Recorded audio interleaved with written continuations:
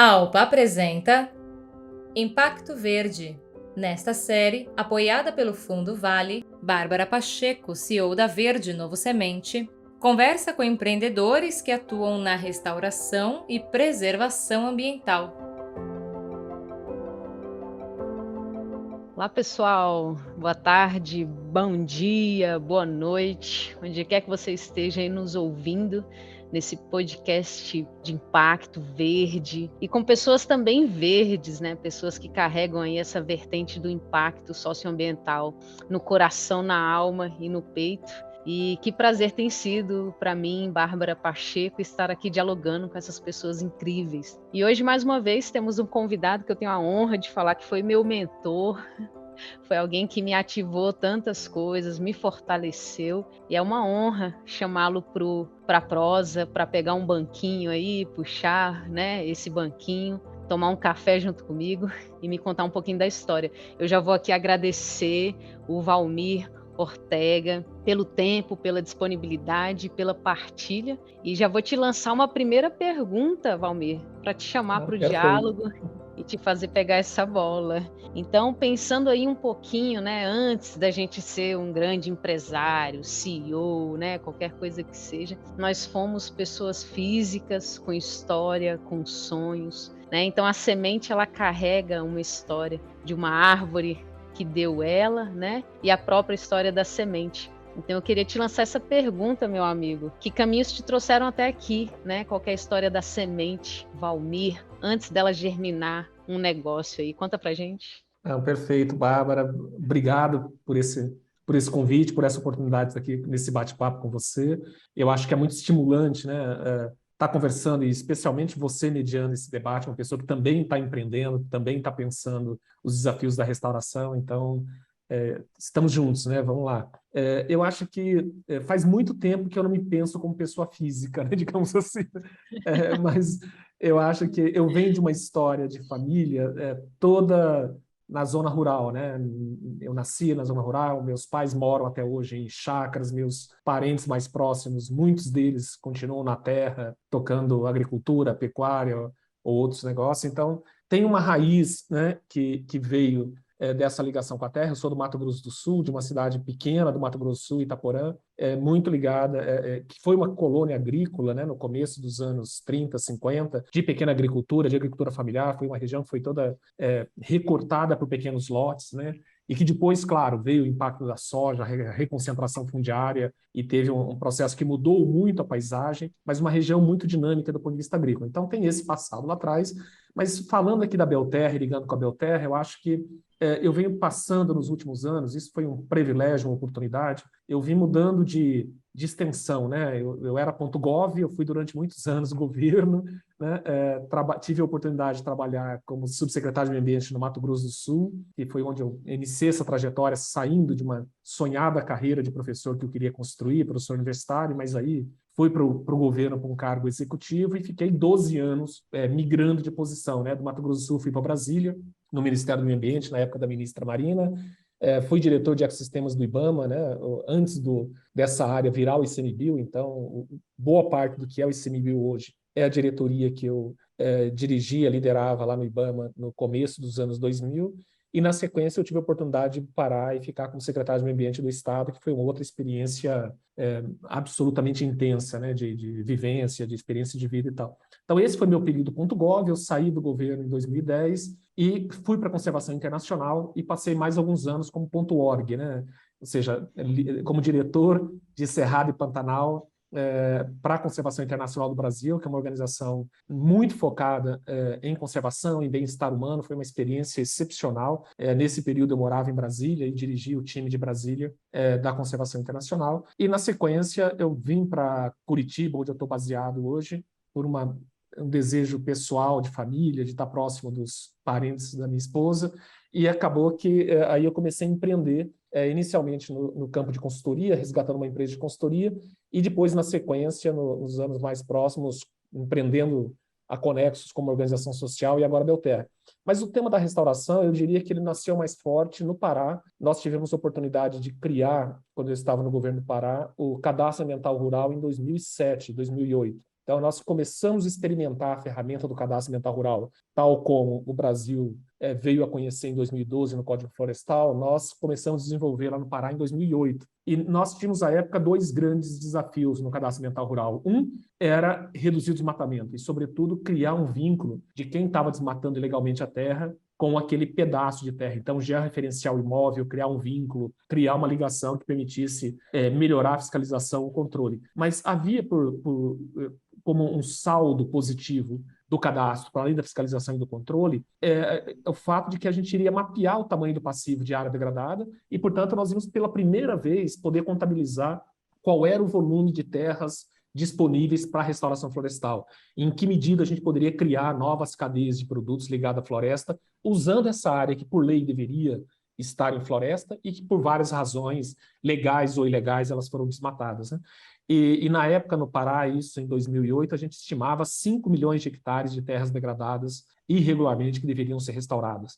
Depois do Código de 2012, houve muitas anistias de áreas, houve muitos benefícios, e eu estimo que, no caso do Pará, isso deve ter caído para 2 milhões de hectares. Ainda assim, é uma enormidade de área, né?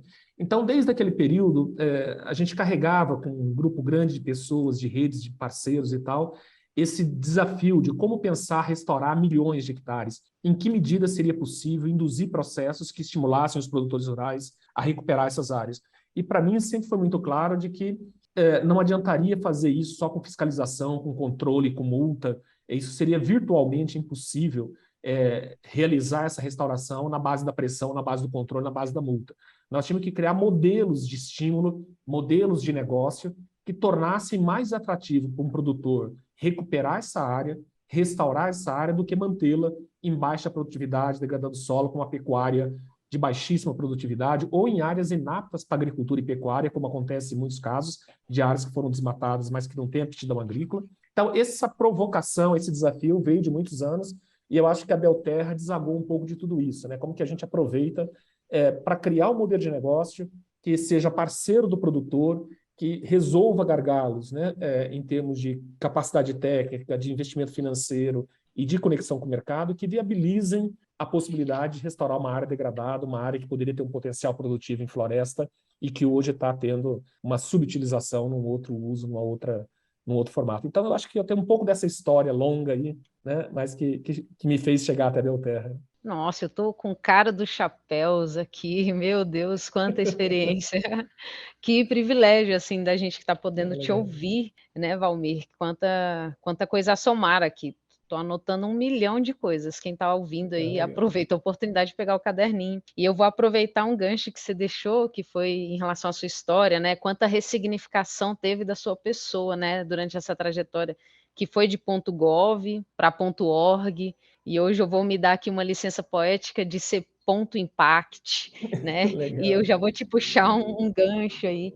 Por que você decidiu empreender com impacto socioambiental, Valmir? Por que você não foi para o segundo setor, talvez, tradicional, assim? Isso tem uma conexão com algo que pulsa dentro de você, com um propósito de vida, com um legado a ser deixado? Te deixo aí essa pergunta. Não, perfeito, Bárbara. Eu acho que tem a ver com o processo de entender as oportunidades e os desafios, né? Eu acho que tem muitos problemas da sociedade que a gente pode resolver com engajamento voluntário, com filantropia, com política pública, etc.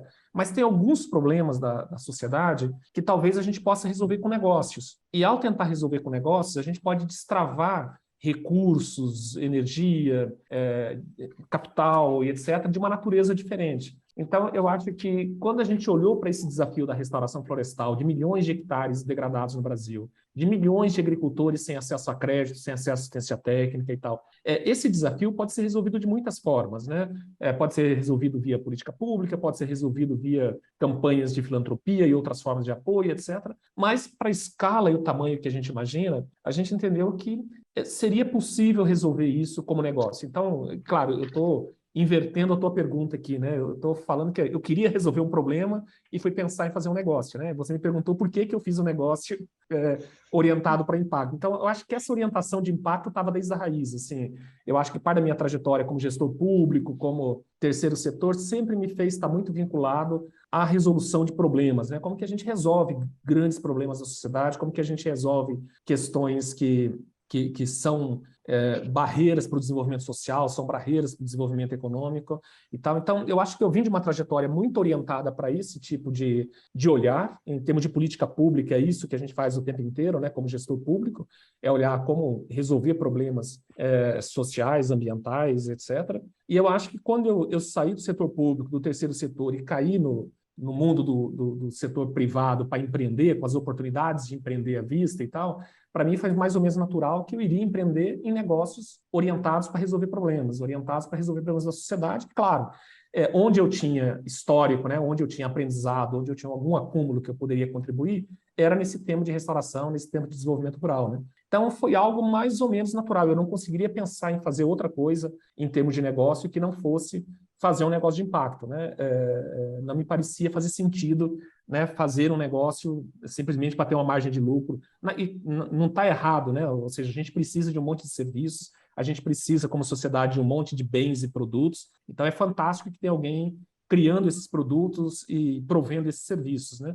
Agora, a gente também precisa resolver problemas sociais relevantes, que não é produto e não é serviço, e aí eu acho que os negócios de impacto podem ser uma ferramenta brutal quando você olha para esses problemas a partir de uma ótica de como resolvê-lo em larga escala, como resolvê-lo num formato e num modelo de operação que seja transformador e escalável, e aí sim, eu acho que negócios podem ser uma boa oportunidade para isso, porque pode destravar um conjunto de recursos que outros formatos de operação podem não conseguir fazê-los, né? Então, acho que é um pouco desse desafio na Belterra, é como desenvolver um modelo que seja escalável, que seja atrativo para investimento e, portanto, que a gente consiga fazer isso, canalizar recurso para dezenas ou centenas de milhares de agricultores, e como que a partir dessa ação a gente resolve problemas que são ambientais, que são sociais e que também são econômicos, né, em termos de geração de renda, de geração de benefícios para as famílias que serão parceiras da Belterra, né?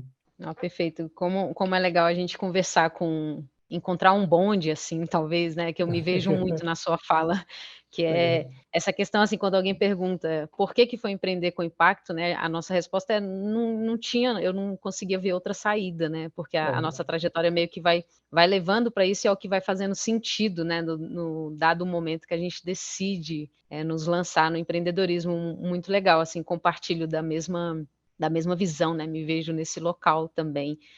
E agora, pensando um pouquinho nessa trajetória, né, você trouxe na sua fala uma trajetória orientada, né, que talvez não teria outro sentido, Sim.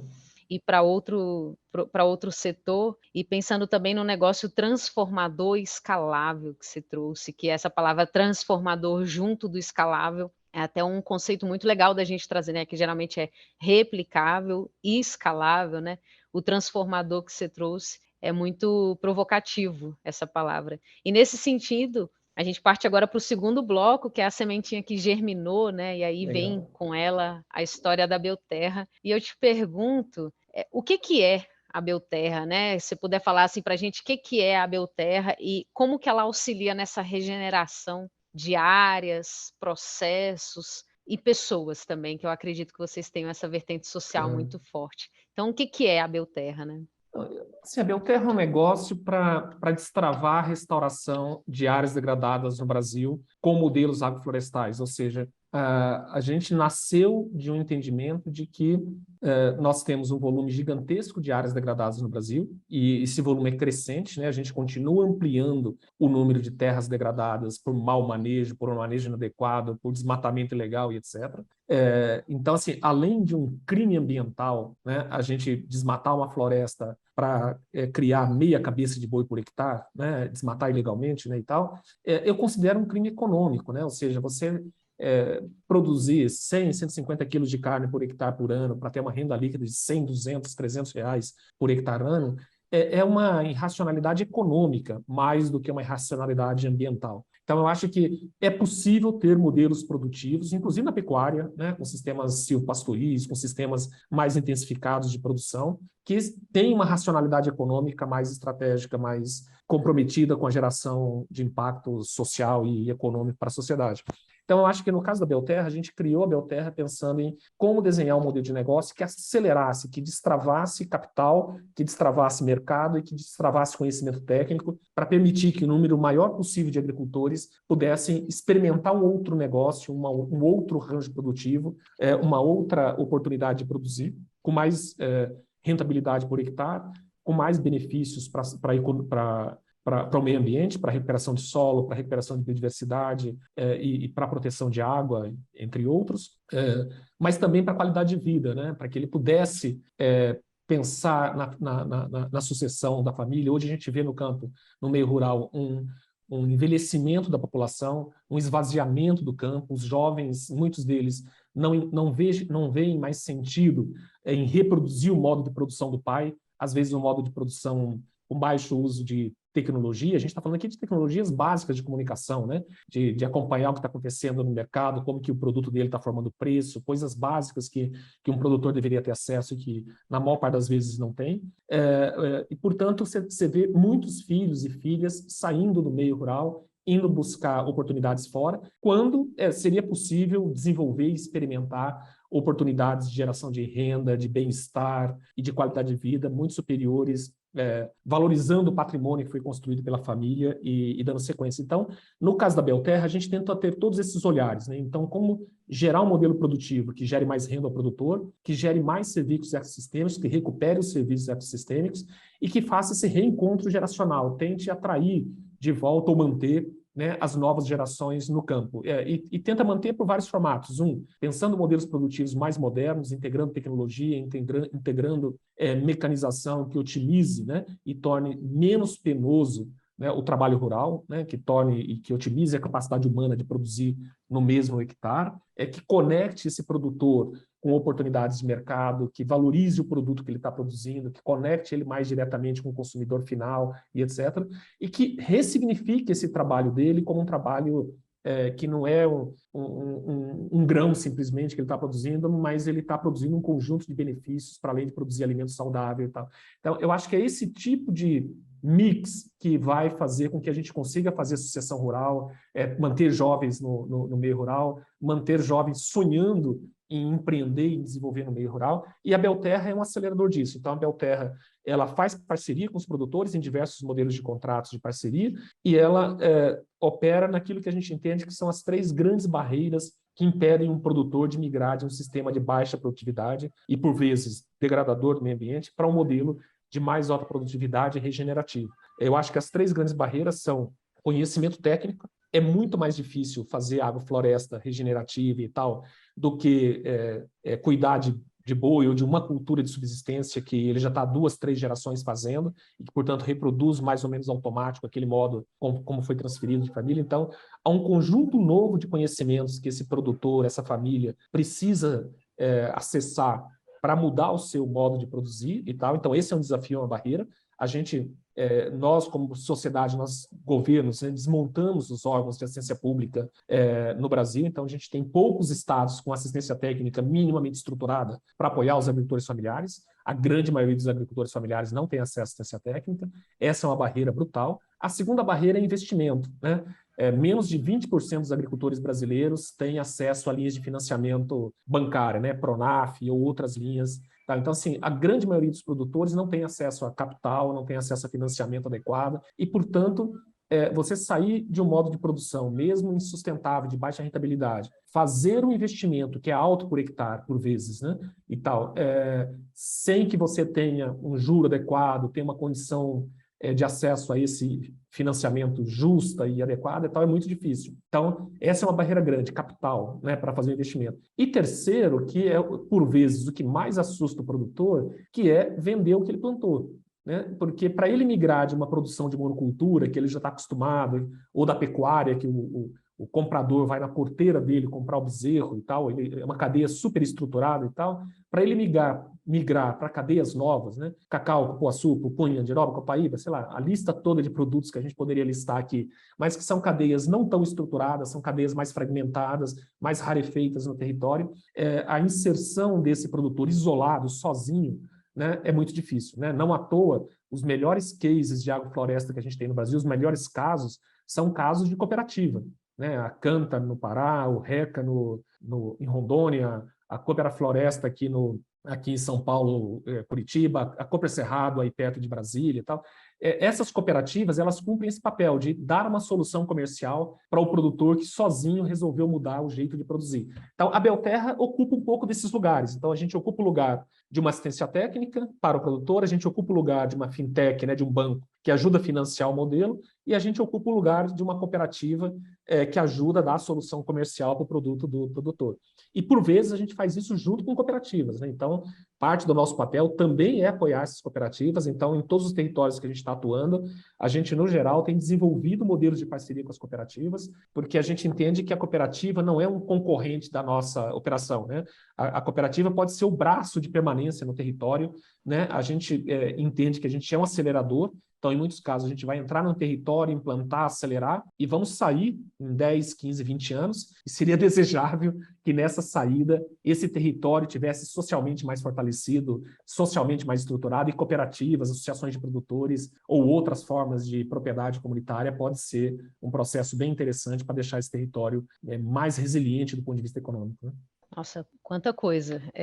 Resumindo, eu acho que eu filtro, assim, né, eu colho na sua fala que a Belterra, ela anotei aqui a palavra acelerar, né, que você traz bastante, né, ela Isso. acelera, mas eu imagino que para vocês chegarem onde chegaram, né, Valmir, vocês tiveram muitos desafios nesse empreender, né, nessa jornada. E além dos desafios, também encontraram, você trouxe aqui apoio, né, a palavra apoio e braço de permanência no território, né? Então, eu imagino que vocês, além de dar esse braço para as cooperativas locais, para as associações locais, vocês também encontraram braços que apoiaram e que sustentam vocês, né? E daí vem esse segundo fio lógico, assim, que eu puxo para o nosso diálogo, que é quais que foram os maiores desafios que você encontrou como Belterra na jornada de vocês, né? Esses desafios que a gente sabe que o empreender traz para a nossa existência. E qual que foi a importância, quais foram os braços de permanência, os braços de apoio, né? As mãos que foram dadas para vocês, que permitiram que vocês estivessem onde estão, superassem possíveis problemas, né? E ainda seguem superando. Eu acho que falar de desafios e oportunidades, eu acho que a gente teve um pouco da sorte e da sorte aqui no sentido de aquela coisa que acontece para pessoas que trabalham bastante, né? E tal. Então, porque na verdade ela não cai do céu, né? Ou seja, Sim, nunca. você precisa estar pronto para ter sorte, né? E eu acho que a gente tem uma relação de muito longa data com o Fundo Vale. Eu e o Marcelo, que é meu sócio, a gente começou a idealizar algo parecido com a Belterra em 2018, porque a gente começou a entender naquele momento que estavam ficando maduras as oportunidades para desenvolver negócios agroflorestais. Naquele ano, o Fundo Amazônia, na verdade, em 2017, o Fundo Amazônia tinha lançado um edital de restauração, outros fundos e fundações internacionais estavam começando a falar mais fortemente de restauração florestal, de agrofloresta e de oportunidades. A gente começou a entender que estava chegando um momento maduro para criar um negócio grande, escalável para isso. E aí eu e o Marcelo compramos uma propriedade no Pará e começamos a testar modelos no campo, plantar, testar isso numa pequena propriedade e tal, meio como um laboratório, né? E nessa época eu ainda estava na Conexus, a gente inclusive incubou essa ideia dentro da Conexus, a gente chamou na época de LabSaf, um laboratório de sistemas agroflorestais, que a gente reuniu 20, 30 empresas ou empreendedores individuais para compartilhar modelos de aprendizado. A gente conversou com muita gente para entender o que todo mundo estava fazendo, né? E como a gente poderia aprender com os erros e com os acertos desses empreendedores ou desses produtores individuais, porque na verdade a gente não encontrou muitas empresas, a gente encontrou muito mais agroflorestadores, né? Pessoas, homens e mulheres que estavam plantando agrofloresta como uma alternativa de mudar de modelo de vida, né? Saindo da cidade, voltando para o campo, muitos jovens e tal, né? Mas naquele momento ali ficou claro que tinha um processo de aprendizado técnico em andamento, né? Acumulando aprendizados e pesquisas de Embrapa, de assistências técnicas, de pessoas que foram para campo para experimentar, testar e tal. E a gente bebeu muito dessa água lá em 2018, conversando com muita gente, né? Ouvindo pessoas que já estavam fazendo em campo e tal. E nós começamos a pensar na ideia de uma empresa. E aí, no meio desse caminho, o Fundo Vale foi chamado pela Vale para idealizar um formato de alcance de uma meta que a Vale tinha anunciado, que era de apoiar, restaurar 100 mil hectares de áreas degradadas no Brasil, como parte da contribuição da empresa para o desafio brasileiro de 12 milhões de hectares, né, no âmbito do Pacto das Mudanças Climáticas, e a Vale se propôs naquele momento, ali em 2019, final de 18 para 19, a contribuir com 1% dessa meta, aproximadamente, né, 100 mil hectares. E o Fundo Vale, internamente dentro da Vale, foi chamado para desenhar essa estratégia. E eu fui convidado pelo Fundo Vale para ajudar a desenhar isso junto com o Fundo Vale. E trabalhamos alguns meses para desenhar e apresentar à Vale um modelo conceitual, né, de como esse processo poderia ser implantado. E, basicamente, a ideia que foi amadurecido era algo que era natural para o Fundo Vale, né? O Fundo Vale vinha passando naquela época por uma mudança de modelo de operação, né? O Fundo Vale nasceu como um fundo de filantropia, operando na Amazônia, e desde 2016 ele vinha passando por um processo interno que a gente acompanhava como parceiro, consultor, que era de transformar o Fundo Vale internamente como uma plataforma de investimento de impacto, uma ferramenta que pudesse misturar recursos de filantropia com recursos de investimento e catalisar recursos de mercado para fazer com que esses negócios de impacto crescessem. E o que a gente propôs ao Fundo Vale, e co-desenvolvemos junto com a equipe do Fundo Vale, foi essa ideia de que a meta florestal da Vale pudesse ser cumprida e apoiada e fortalecida por uma plataforma de investimento de impacto, que muito mais importante do que a Vale é ajudar a plantar árvores e plantar 100 mil hectares de árvores, a contribuição seria muito maior se ela ajudasse a criar empresas, startups, novos negócios que recuperassem áreas degradadas e que plantassem árvores. Porque aí, se a gente tiver 5, 10 ou 15 empresas plantando árvores, recuperando áreas degradadas, gerando modelos de negócios regenerativos, esses 100 mil hectares serão só um ensaio, porque essas empresas passarão a existir e passarão a replicar os seus modelos de negócio e passarão a escalar e nós poderemos restaurar 1 milhão, 2 milhões, 12 milhões de hectares, né? Então, essa foi a abordagem que o Fundo Vale apresentou à Vale, que foi aprovado muito rapidamente. O Conselho da Vale, a empresa, a direção, entendeu que esse modelo era muito mais impactante do que contratar uma empreiteira para plantar árvore, né? No sentido de simplesmente restaurar a área, né? E, a partir daí, nós fomos convidados, meio que desafiados, a provar que a ideia funcionava. Então, a Belterra, para valer, ela nasceu desse desafio de provar um conceito, de demonstrar para o Fundo Vale, para a Vale, que esse modelo de negócio que eu e o Marcelo estávamos iniciando o desenvolvimento era algo escalável, era algo com potencial de crescimento. Então, a Belterra foi a primeira empresa contratada pelo Fundo Vale para testar um modelo de restauração florestal que pudesse ser escalável à casa das centenas de milhares de hectares. Então, no primeiro ano, foi a Belterra e uma segunda empresa que a gente ajudou a co-criar e desenvolver, que é a Caporã. Então, essas duas empresas participaram da prova de conceito do Fundo Vale. No segundo ano, foram convidadas mais 3 empresas. Então, ano passado, foram 5 empresas. E agora, então, essa ideia de uma plataforma de investimento de impacto está em desenvolvimento e a Belterra é um dos cases, né, o case da origem da operação. E aí a gente carrega alguns compromissos, algumas obrigações nessa nossa relação com a Vale, de ser um caso que amadureça mais rápido. Então, nós estamos sendo expostos, digamos, a uma boa pressão, né? No sentido de ganhar maturidade do negócio mais rápido e, portanto, atrair investidores, atrair compradores estratégicos para a estruturação de cadeia, desenvolver um modelo de negócio que seja, do ponto de vista de conformidade ambiental e social, o mais relevante possível. Então, a gente acabou de concluir agora a nossa certificação como empresa B, né, que é uma certificação que demonstra, a partir de auditorias, de indicadores, que a gente é uma empresa orientada para a geração de impacto socioambiental e que a gente é obrigado a reportar, registrar e tornar públicas essas informações. Então, a Belterra tem sido essa cobaia, digamos assim, no bom sentido, de estar sendo acelerado por um parceiro estratégico que é o Fundo Vale, né? Para além do Fundo Vale, nós já atraímos um outro investidor, que é a Good Energies Foundation, que é uma fundação suíça que apoia negócios de impacto globalmente, e aqui no Brasil nós tivemos a oportunidade de ser um desses negócios apoiados pela Good Energy, e hoje a gente está discutindo com vários fundos de investimento, junto com o Fundo Vale, compondo recursos de investimento para escalar o negócio da Belterra até 40 mil hectares em 2030, orientado para apoiar esse arranjo com a Vale, com o Fundo Vale, no alcance dos 100 mil hectares de áreas restauradas, né? Nossa, que parabéns, primeiramente, aí pelo Sistema B, pela certificação, né? Isso é uma luta que todos nós, negócios de impacto, né, estamos nessa trajetória. Então, e como é bom ver um colega, assim, né, que está nessa jornada também, conseguir essa certificação, isso inspira muito.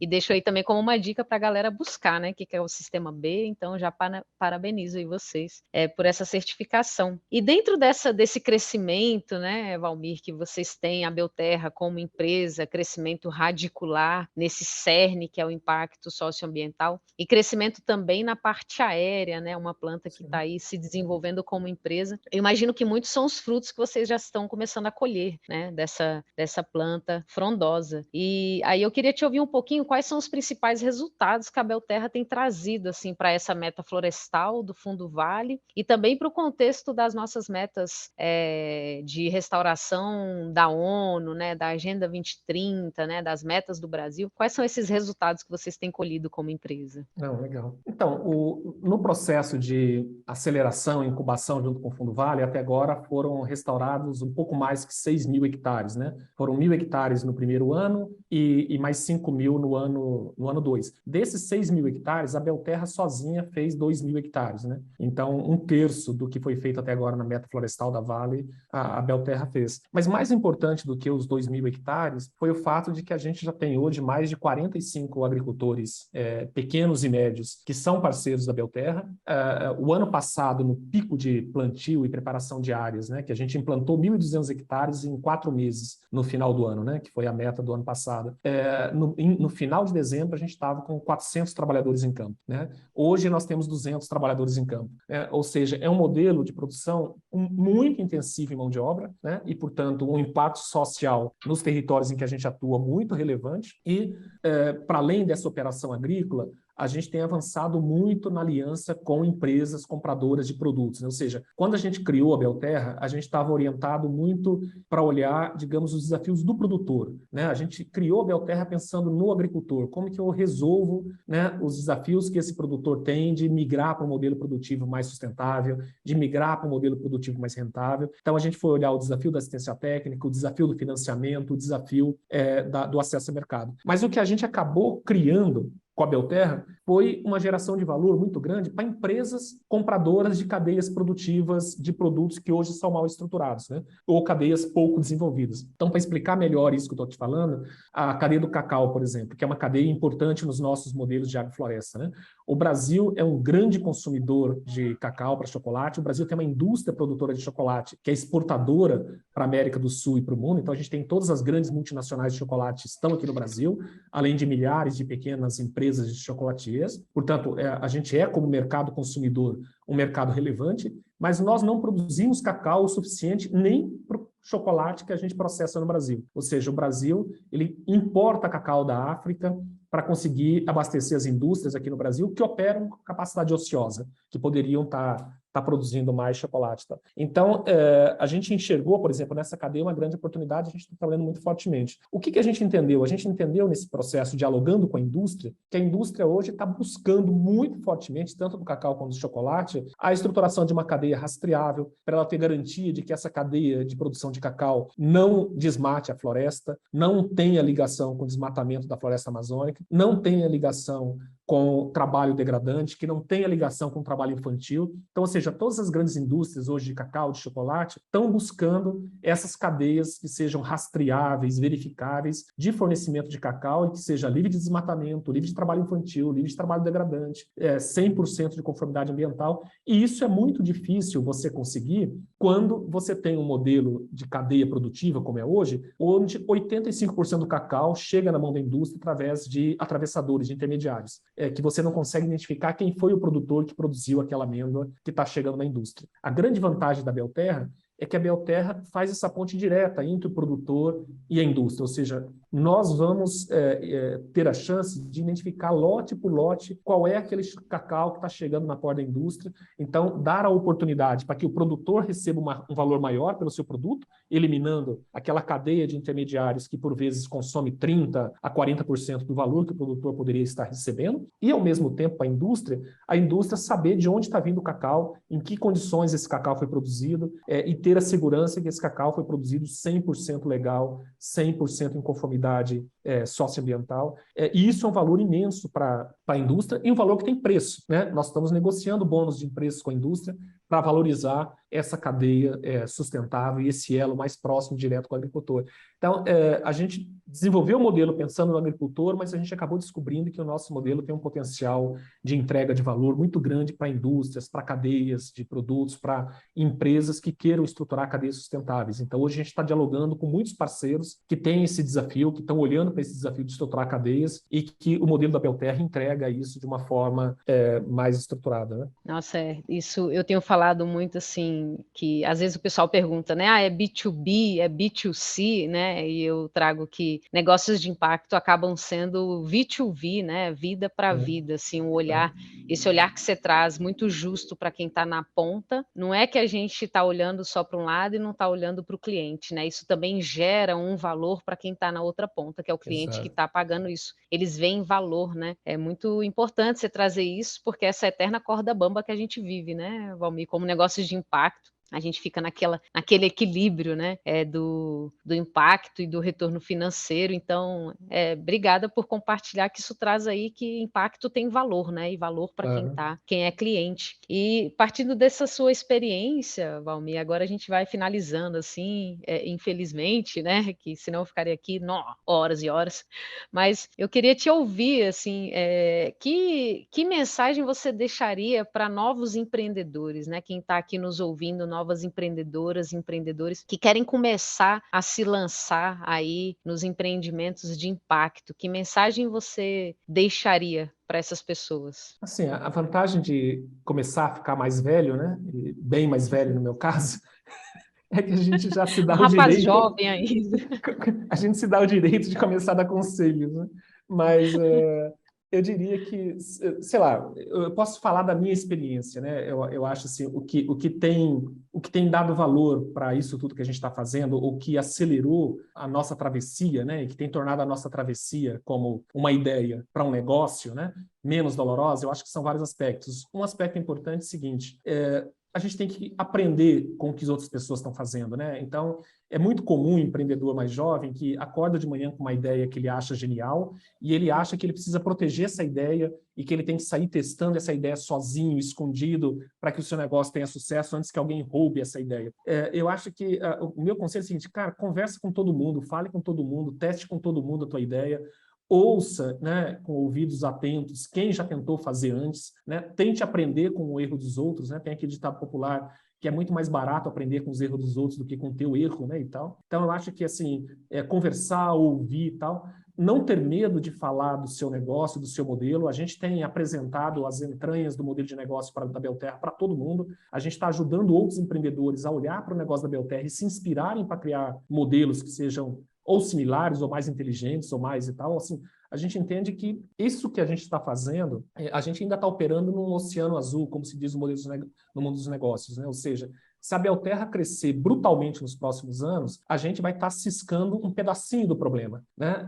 A gente precisa ter mais dezenas de empresas que enfrentem esse desafio, dezenas de negócios, centenas de empreendedores. Então, não há nenhum medo, nenhum risco de que a gente compartilhe aprendizado, compartilhe experiências e ajude outros a desenvolver. Então, esse é um aspecto, ouvir e falar muito, né, e tal, sobre a sua ideia, porque é falando que você vai ter feedback e pode melhorar o que você está pensando, o que você está criando. Um segundo é constituir redes, né, que é um pouco derivado do primeiro, mas, assim, muito do que a gente está conseguindo na Belterra é de recomendação de um que conhece, que recomendou, que... Então, assim, estabelecer relacionamentos de confiança, né, estabelecer parcerias consistentes, né, estar aberto a ter parcerias consistentes, honestas, de confiança e tal, é fundamental. Ninguém empreende nada sozinho, né? Por mais que a gente tenha esse mito do empreendedor individual, solitário, isso é um mito que não para de pé na primeira teste de consistência, né? Ou seja, Claro, tem o fator individual de cada empreendedor, tem os seus méritos, seus aprendizados e tal, mas um empreendedor se faz numa rede de relacionamento, se faz numa rede de confiança, seja dos familiares, né? No geral, um empreendedor jovem é o pai, é a mãe, é o tio, é o parente bancando, né, os sonhos ali no começo, ou seja numa rede de amigos, ou seja numa rede de relacionamento com fundos de investimento, seja qual for, mas valoriza essa rede, né? Eu acho que fortalecer essa rede, valorizar essa rede, investir nesses relacionamentos é parte do sucesso de qualquer negócio, né? Essa ideia de que eu vou fazer sozinho, o dinheiro vai cair do céu porque né, o empreendedor é genial e tal, isso não existe, né? O que existe são relações de confiança, são apostas em confiança e tal, e, portanto, essa rede de relacionamento, isso é vital para qualquer negócio. E o segundo, claro, isso não é muito verdade para a Belterra, mas é a recomendação de qualquer manual de negócio, comece pequeno, teste pequeno e cresça rápido, né? A gente já não começou tão pequeno, não testou tão pequeno e estamos tentando crescer rápido, né? Mas eu acho que é um pouco isso, assim, teste, valide, aprenda e multiplique, né? Eu acho que esses ciclos, né, de aprendizado rápido são a chave para que a gente possa pensar em modelos escaláveis.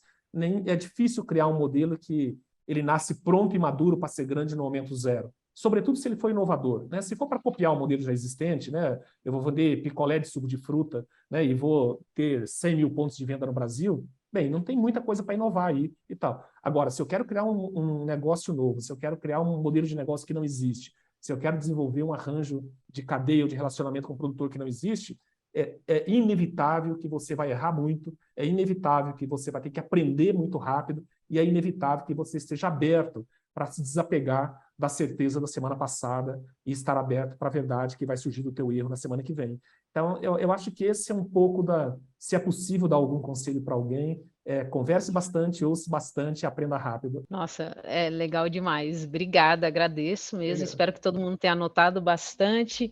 E agora, realmente, para a gente finalizar, onde é que nós podemos colher as sementes de vocês, Valmir? Onde é que vocês estão contando essa história? Qual que é, né, a rede social de vocês aí, site, para inspirar todo mundo, para a galera poder ir atrás e realmente se espelhar nessa jornada que é tão frutífera? Não, legal, Bárbara. Assim, a gente está agora estruturando nossas mídias, assim, a gente é meio mineiro, né? Embora Mato Grosso do Sul ali é uma mistura de tudo, né? Mas a gente começou muito quietinho, então agora que a gente está estruturando o site é www.belterra.com.br e no Instagram, no LinkedIn também é Belterra Agroflorestas, né? A gente está lá começando a colonizar o LinkedIn e o Instagram com imagens de operação, com histórias, com contos. Então, a gente espera aí nos próximos meses ter mais história disponível, mais imagem, mais dados para que quem queira conhecer melhor a Belterra possa conhecer. A gente está operando hoje em Rondônia, Pará, Mato Grosso, Bahia e Minas Gerais. Então, são 5 estados com 3 biomas diferentes. Então, assim, a gente já está bem espalhado no território, mas no mundo digital a gente está crescendo agora em termos de visibilidade, a gente espera estar mais presente e se fazer mais visto nos próximos meses. Perfeito, Valmir, super agradeço, assim, e vou trazer essa fala final com uma pequena história que me veio na cabeça, né, te ouvindo falar. É um conto, assim, que eu colhi da sua história, né, que tinha um rapaz que ele tinha que levar água durante uma estrada muito longa, e essa estrada era muito árida, não tinha árvores, né, e ele levava água num balde furado, de uma ponta a outra dessa estrada. Nessa estrada passava muita gente, e o balde era furado, esse balde furava, eu pingava, né, e no ato de pingar, todo mundo perguntava para ele: nossa, você está desperdiçando água, né? Você vai demorar mais tempo. E ele sempre deixava furado. E à medida que foi passando o tempo, em cada gotinha que ia pingando e alagando uma área, ali foi nascendo uma árvore, uma planta que foi trazendo sombra para aquela estrada que todo mundo passava. Então é só um conto assim que me traz muito da trajetória da Belterra, talvez de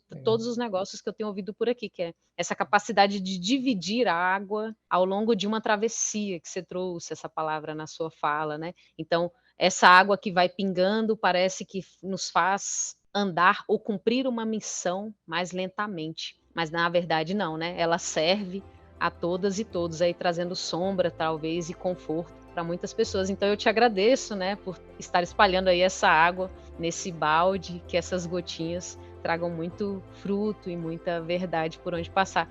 Então, obrigada pelo diálogo, espero que o pessoal tenha gostado demais e só te agradeço. Obrigada mesmo de coração. Eu que agradeço, Bárbara, foi um prazer. Tchau, tchau, querido. Tchau, tchau. AlpaCast é um produto da Alpa Impacto. Projetos especiais sobre o ecossistema de impacto. Conteúdos para quem busca consciência social e ambiental. Siga as nossas redes sociais.